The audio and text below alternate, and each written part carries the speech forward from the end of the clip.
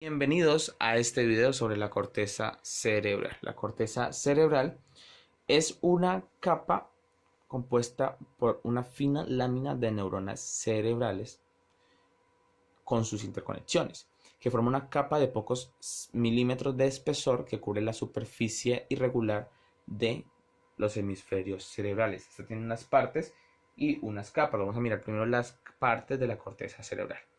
Por su parte vamos a ir con la surco central, que es muy conocida porque divide el lóbulo frontal con el lóbulo parietal, formando un lindero con el corteza motor principal.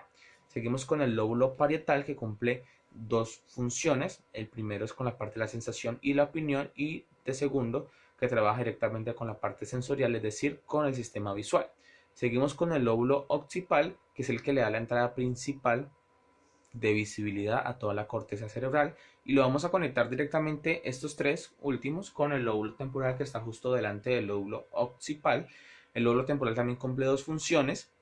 Una de ellos es el que procesa la parte cognitiva de las imágenes más difíciles, como el reconocimiento de los rostros, y por otro lado es la principal fuente de audio de toda la corteza cerebral. Por eso conecté esos tres, porque todos ustedes tienen que ver con la visibilidad. Continuamos entonces con el lóbulo frontal, que es el que está adelante, justo detrás de la frente, y él es el encargado de las funciones cognitivas más complejas, o como también se le conoce, actividades ejecutivas. Él es el que controla el impulso, el juicio, el procesamiento del lenguaje, la parte motora, comportamiento sexual, la socialización y por último la espontaneidad.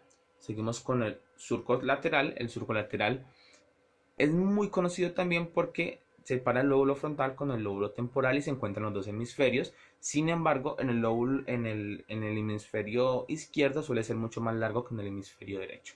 Continuamos con la médula oblongada. La médula oblongada es la más baja de los tres segmentos del tronco del encéfalo. Su función es la transmisión de impulsos de la médula espinal al encéfalo. En él también se localizan las funciones cardíacas, respiratorias, gastrointestinales y vasoconstrictoras.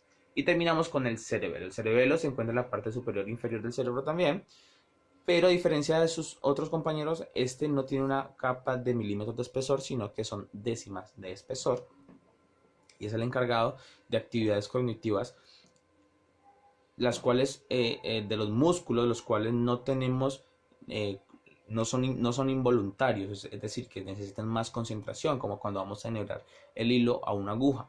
También es el que nos da equilibrio y nos sostiene. Vamos a continuar con las partes o las capas de la corteza cerebral. Iniciaremos entonces con la primera que miramos aquí, que es la molecular. Es la más superficial y consiste en una red densa de fibras nerviosas ubicadas tangencialmente. Continuamos con la granular externa, que también es una de las más superficiales y tiene una gran cantidad de células pequeñas, piramidales y estrelladas. Continuamos entonces con la piramidal externa. Esta capa está compuesta por células piramidales. Las dendritas pasan hasta la capa molecular. Las dendritas son esas raíces que parecen como raíces, suben hasta la parte molecular, y por su parte las azonas bajan como sustancias blancas, como fibras de protección o asociación. Continuamos con la granular interna. Esta capa está compuesta por células estrelladas dispuestas en forma muy compacta, y hay una gran concentración de fibras dispuestas ubicadas horizontalmente. Vamos a continuar con la capa piramidal interna. Esta capa contiene células piramidales muy grandes y de tamaño mediano. Entre las células piramidales hay células estrelladas y Marinotti. Además hay un gran número de fibras dispuestas horizontales que forman la banda interna del palilar. Terminamos aquí con la multiforme. Aunque la mayoría de las células son fusiformes, muchas son células piramidales modificadas cuyo cuerpo celular es triangular. Las células Marinotti también son conspicuas en esta capa. Hay muchas fibras nerviosas que entran en la sustancia blanca subyacente. Ahora vamos a mirar lo que son las neuronas. Antes de hablar de los tipos de neuronas, quiero explicarles lo que son las neuronas. Las neuronas se clasifican de acuerdo a la dirección en que dirigen sus impulsos y conforme al número de prolongaciones que poseen. Vamos a iniciar en ese momento con la neurona sensorial. Transmiten los impulsos nerviosos a la médula espinal y al cerebro. Esa es su función.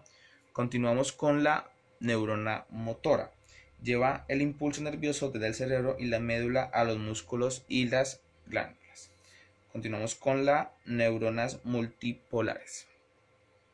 Poseen solamente una axón y varias dendritas. Ya he explicado las dendritas, que son como las raíces. Terminamos con las células unipolares. Son estructuras embrionarias, originalmente bipolares, pero que han fundido su axón y dendrita en una fibra única que, después de separarse del cuerpo celular, vuelve a bifurcarse en dos ramas. Vamos a continuar con la unipolar.